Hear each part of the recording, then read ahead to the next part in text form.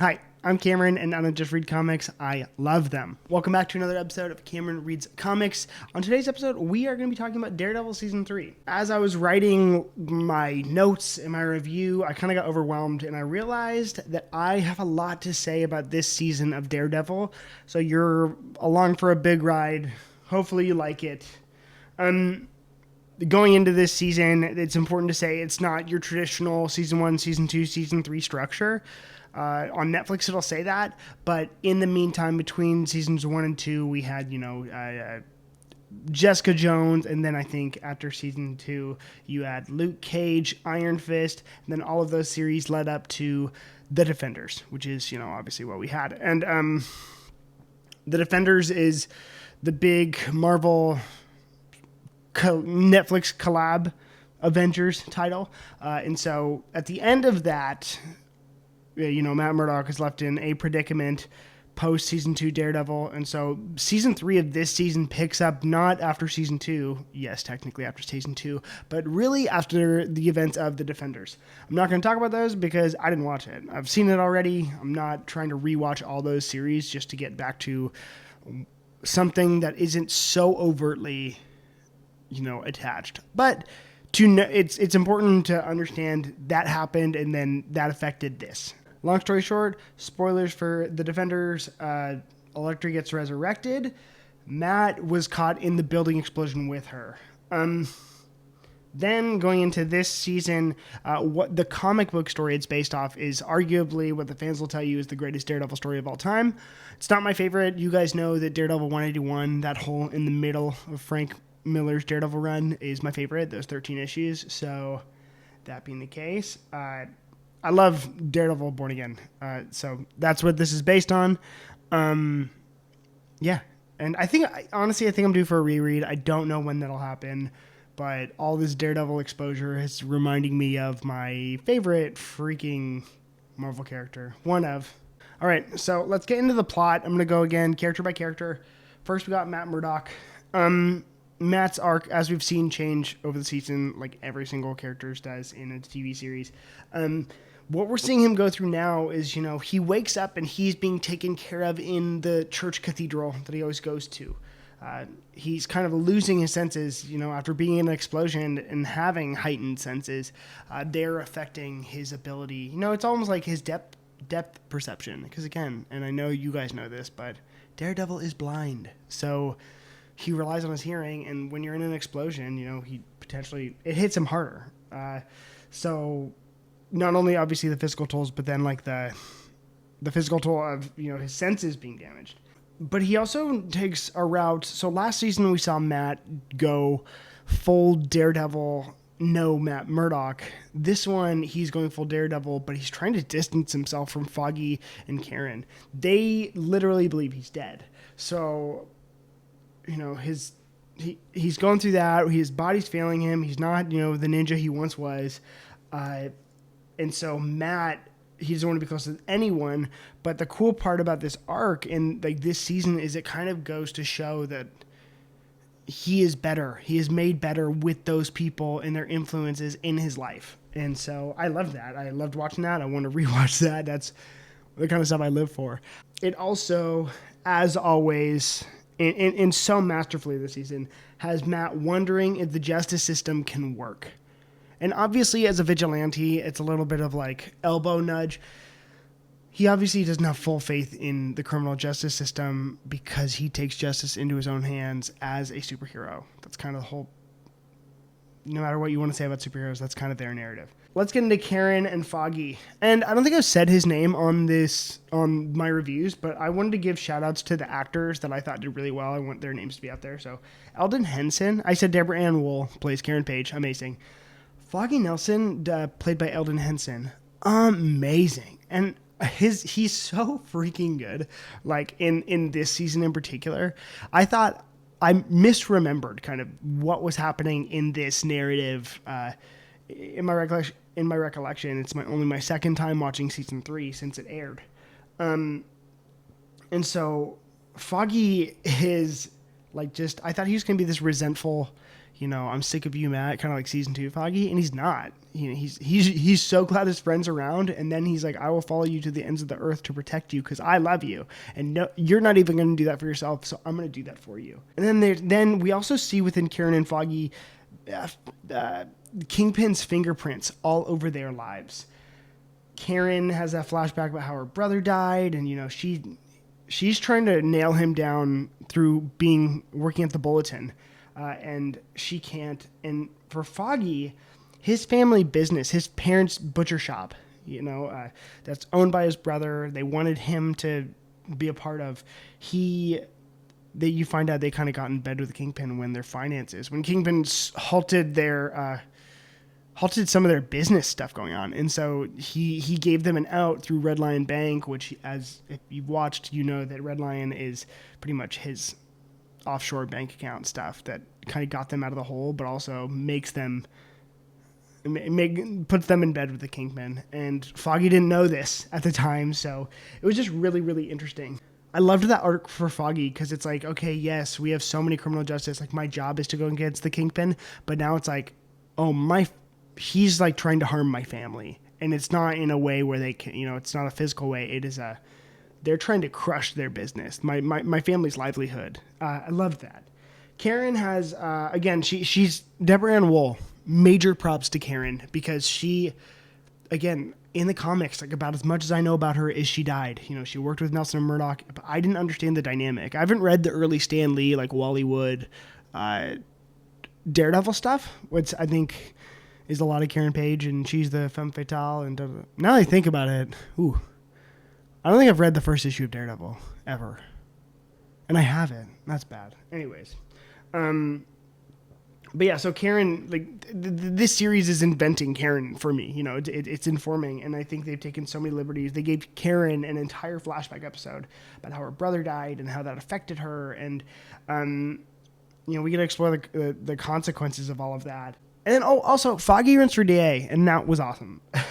We didn't see a lot of Fisk last season, and I think that was really interesting. I don't know what was going on with Vincent D'Onofrio or the writing, but I realized we didn't see much of him, and so it was really nice to see him back, and kind of like, I feel like this season is so much of Matt and Kingpin just like playing chess with one another, like, obviously metaphorically, and the way that they went about they postured the Kingpin, I feel like was the most Kingpin I've ever seen him way.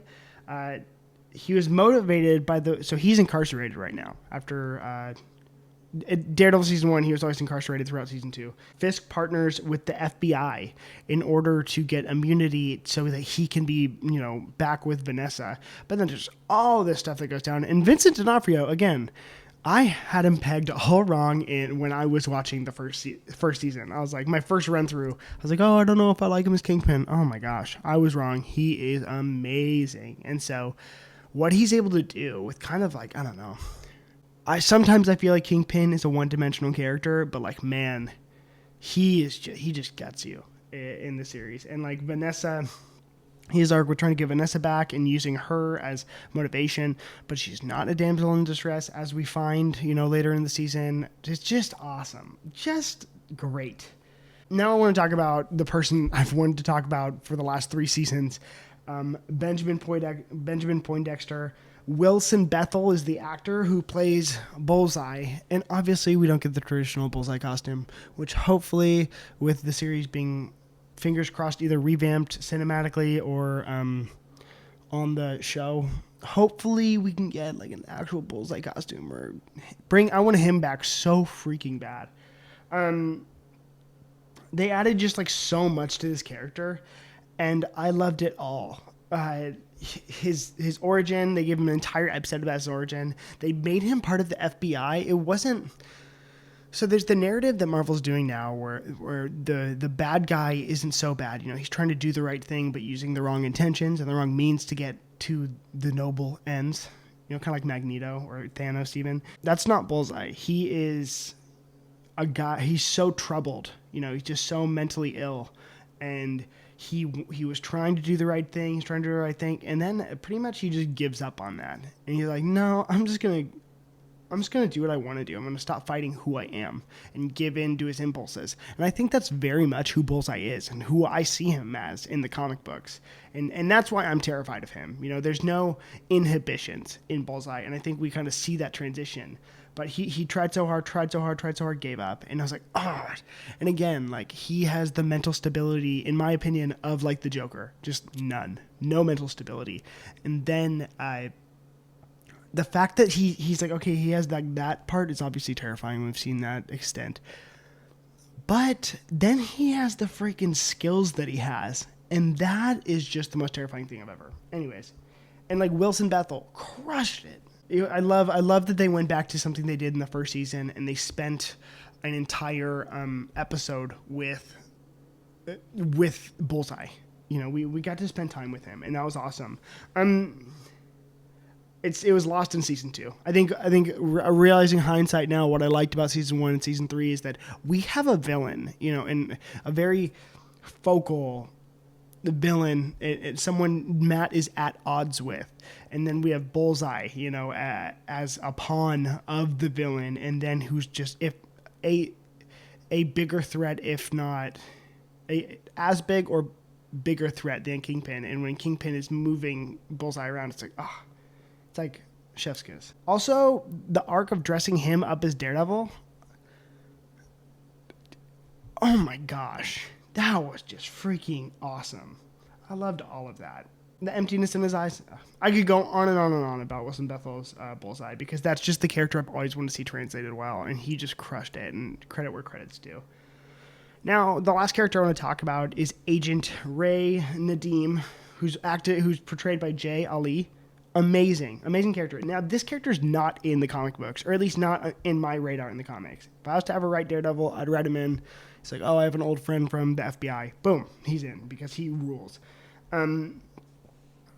I think he adds this dimension to the show that it desperately needed, because we can take all of these stakes for granted, with these super abilities and the super high stakes. He is someone who's a normal citizen, and he added, like, so much grounding and, like, scope to what is going on. He showed how easy it is to fall under the spell of corruption and of Wilson Fisk. His narrative and how it tied into everything going on was, like, so compelling, and it was also so relatable. The first scenes we have with him, everyone's just kind of like, who is this guy? He's kind of dropped in our laps. And what he really gives us is the opportunity to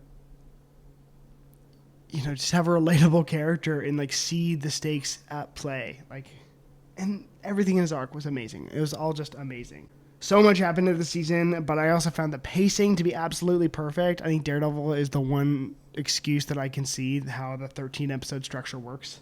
The way the writers were able to culminate everything and weave the narratives together into each other was mesmerizing. Amazing. I know I'm an internet fanboy for Daredevil. You guys know this. I have a comic book page. Like, I am inclined, all of this, I'm the target audience, for Daredevil. But in the last year, I've watched The Sopranos, I've watched Game of Thrones, Succession, Breaking Bad, like, what people herald as some of the greatest television of all time. I've taken in a lot of it. And I just want to say, like, with the tightness in the writing and with the, like, everything going on, I think Daredevil is a Game of Thrones, Sopranos level show.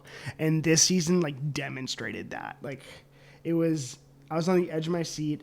Like, just for the writing and the acting is awesome. And the stakes and, like, everything. Like, the culmination. I think the best episode of this series, too, was, it's episode 12 of season 3. And I'd argue, like, that episode nails exactly Wilson Fisk. It laid Matt Murdock's value system, and you can see his justification for everything he does moving forward, like, and why he is motivated in the way he's motivated, like, to be Daredevil and to be a part of the law system. And Foggy's trying to convince Matt that the system works, because it's just so good. Like, all of it is so freaking good. And then on top of all of it, the action sequences in this season in particular, and I mean this, I wrote all caps, ridiculous.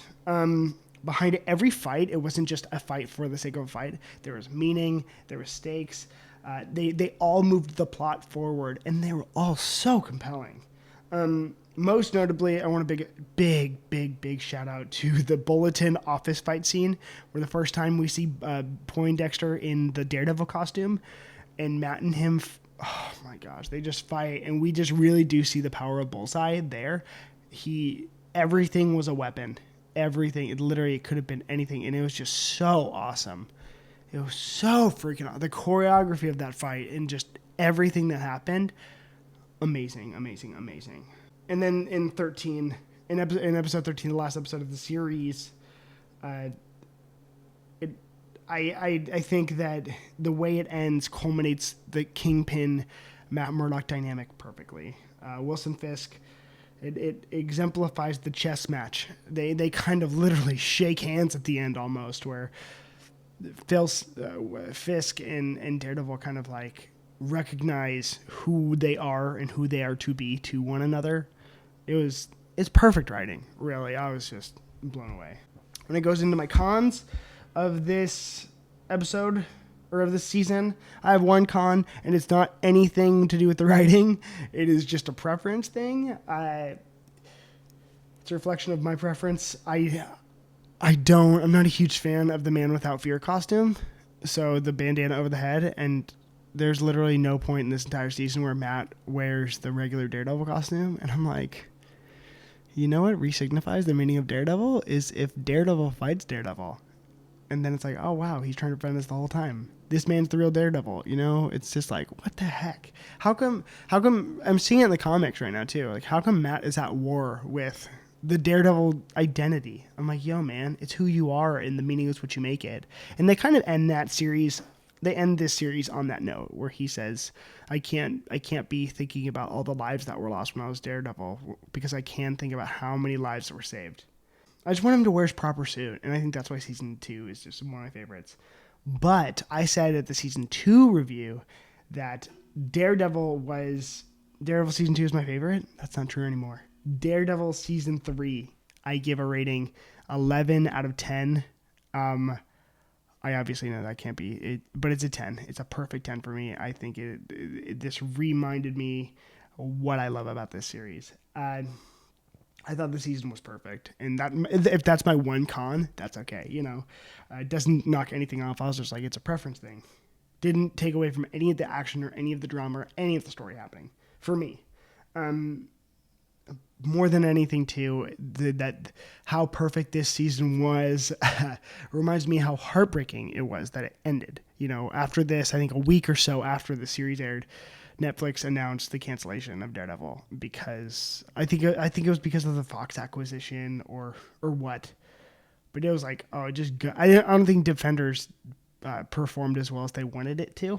And I don't think that's because of Daredevil. I think that's because they had some hard times tying up loose ends in other series they did. So it was heartbreaking. But how wonderful is it that we live in a world where it's coming back? Disney recognized these people in 2 properties that have come out recently, and Marvel, obviously, properties. So credit where credit is due. I want to dedicate this episode and my season reviews to the Save Daredevil movement. I will drop a link in the description below. Go follow them. Go see what they're up to, because I don't know if we would be able to pick up and play with these toys again without that movement. So I'm Cameron. I don't just read comics. I love them. Make sure to clobber those like and subscribe buttons, and maybe check out my podcast, Cameron Reads Comics. See you next time.